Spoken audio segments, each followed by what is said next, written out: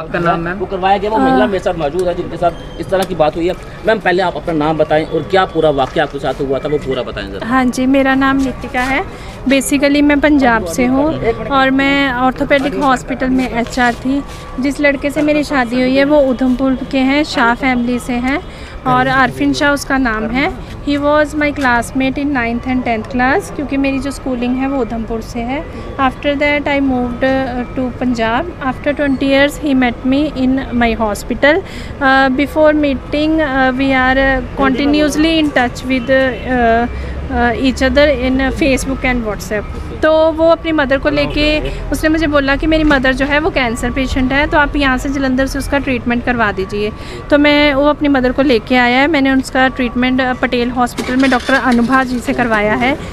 क्योंकि वो मेरा पुराना दोस्त था, एज एन फ्रेंड उसको मेरा पास्ट पता था कि I was widow and divorcee and there is no back support in back of me. तो उन्होंने मुझे मेरे आगे शादी का प्रपोज़ल रखा ये बोल के कि हम लोग बड़े कंजर्वेटिव सोच के हैं, लिबरल सोच के हैं, हम आपको कभी नहीं कहेंगे कि आप अपना रिलीजन चेंज करो, हम बाकी मुस्लिम से समथिंग डिफरेंट हैं। तो महमूदा नाज जो लड़के की मदर है उन्होंने कहा कि आप मेरे बेटे से शादी कर लो। हालांकि वो लड़का मैरिड था, उसके 2 बच्चे थे, लेकिन उसकी वाइफ जो है वो फिज़िकली हैंडीकैप है ड्यू टू पोलियो। तो एज एन अलोन लेडी मुझे भी लगा कि मुझे सपोर्ट की ज़रूरत है और मेरा क्लासमेट है, मेरे बारे में सब जानता है, तो हम लोगों ने शादी कर ली। ये लोग मुझे शादी के लिए पंजाब से यूपी लेके गए, सहारनपुर कलेर शरीफ। वहाँ पे मुस्लिम नॉर्म्स एंड कंडीशन के हिसाब से मेरा निकाह हुआ। उसमें सबसे ज़्यादा अजीब मुझे उस टाइम लगा जब इन्होंने नितिका की जगह वहाँ पे मेरा नाम नफीज़ा आरफिन शाह लिखा। तो मैंने उनको बोला, मैंने कहा आपने मेरा नाम चेंज कर दिया। तो वो कहते कि ये जस्ट एक फॉर्मेलिटी है। तो मुझे भी लगा कि हाँ फॉर्मेलिटी होगी, पेपर वर्क है, तो इतना बॉदर नहीं किया। उसके बाद ये मुझे हरिद्वार लेके गए हैं। वहाँ पे मनसा देवी में हिंदू मैरिज एक्ट के हिसाब से हमारी शादी हुई है। मेरे पास सारी चीज़ों के फ़ोटोग्राफ्स, प्रूफ, सारा कुछ है। तो शादी के बाद ये लोग उधमपुर आ गए हैं और मैं पंजाब में थी। आफ्टर 2 or 3 days मेरा हस्बैंड मुझे वहाँ लेने आया, वो अपने घर लेके आया मुझे उधमपुर में, शाह स्टेट में। तो वहाँ पे 2 days वॉज नॉर्मल वेरी। तो आफ्टर 2 days 3rd डे का रात को 12 से 1 बजे के बीच में मेरी मदर इन लॉ महमूदा नाज, मेरे फादर इन लॉ मकबूल शाह और मेरा brother in law Syed Irfan Shah और मेरे हस्बैंड आरफिन शाह, इन्होंने मेरी काउंसलिंग की कि आप मेरे फादर जो मकबूल शाह उनसे शादी कर लो। तो इसमें मेरी मदर इन लॉ भी इन्वॉल्व थी।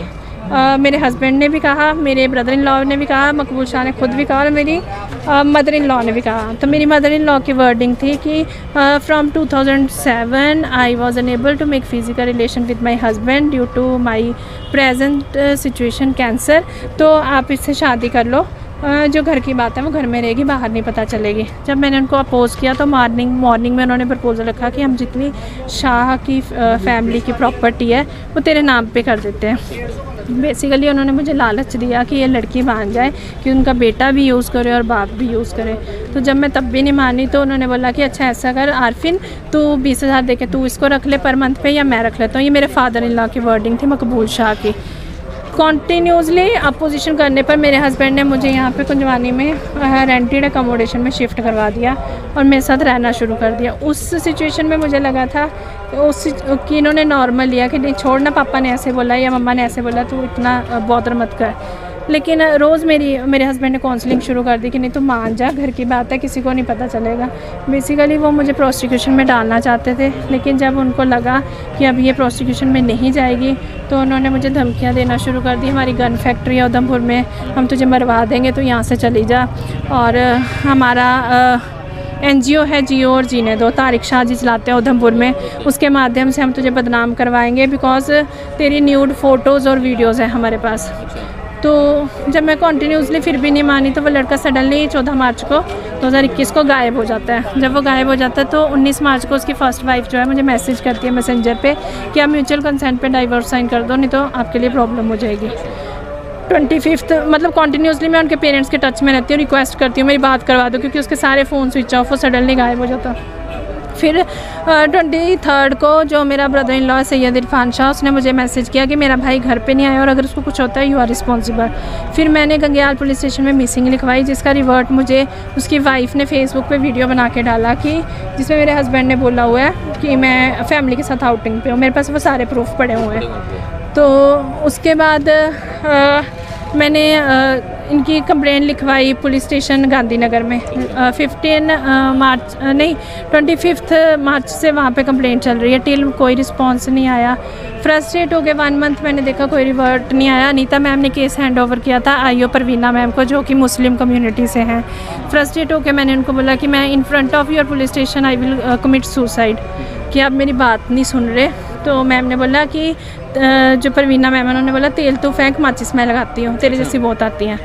तो उन्होंने मेरी कोई सुनवाई नहीं करी। अब कल मैंने जो श्रीनगर वाला देखा जो सिख लड़की के साथ हुआ है, उसके माध्यम से मैं आप लोगों को मैं यही कहना चाहूँगी मीडिया के माध्यम से कि प्लीज़ उस लड़के को पनिश किया जाए, ताकि मेरी जैसी और लड़कियाँ जो हैं वो इस ट्रैप में ना फंसें, क्योंकि ये उन लड़कियों को मोटिव बनाते हैं जिनका ये उन लड़कियों को मोटिव बनाते हैं जिन पहले वेरीफाई करके कि जो लड़कियों की बैक सपोर्ट ना हो। एक्चुअली ये यूज़ करते हैं, अब्यूज़ करते हैं, मेंटली सोशली हरास करते हैं और कोशिश ये करते हैं कि कन्वर्ट होके हम इनको प्रोस्टिट्यूशन में डाल दें। आपके परिवार में जो आपके मायके वाले हैं, आपके माता पिता? मेरे मायके वाले में मेरी मदर एक्सपायर हो गए हैं। मेरे फादर के साथ पिछले 7 ईयर्स से आई एम नॉट कनेक्टेड। सो उस लड़के को पता था शी वॉज एलोन, तो मेरी बैक सपोर्ट कोई नहीं है। अब जैसी बहुत सारी महिलाएं होंगी जो लव जिहाद का शिकार होती हैं, लेकिन वो सामने नहीं आ पाती। और आपने भी कहा कि मैंने जो सिख कम्युनिटी का जो हुआ है उसके बाद आपको हिम्मत मिली है। क्या लगता है कि आपको देखकर और भी बहुत सारी महिलाएं होंगी? मेरी उनसे यही अपील है जिनके साथ ऐसा कुछ है वो सामने आए, हम लोग एक होके इस चीज़ को अपोज करें, क्योंकि मुस्लिम कम्युनिटी जो है वो लव जिहाद को आगे लाके लड़कियों को ख़राब कर रही हैं, उनको प्रोस्टिट्यूशन में डाल रही हैं, उनका मिसयूज़ कर रही हैं, उनकी वीडियोस वायरल कर रही हैं। तो मैं यही रिक्वेस्ट करूंगी कि जिनके साथ भी ये सब कुछ है वो सब सामने आए। अब क्या चाहते हैं कि किस तरह का मांगना चाहते हैं?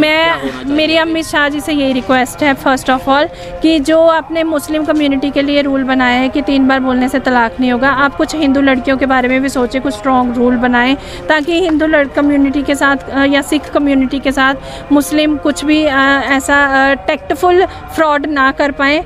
और मैं ये मीडिया के माध्यम से ये अपील करती हूँ हमारे पुलिस प्रशासन को कि प्लीज़ उस लड़के पर एक्शन लिया जाए, सो दैट कि आगे से किसी लड़की की लाइफ स्पॉइल ना हो।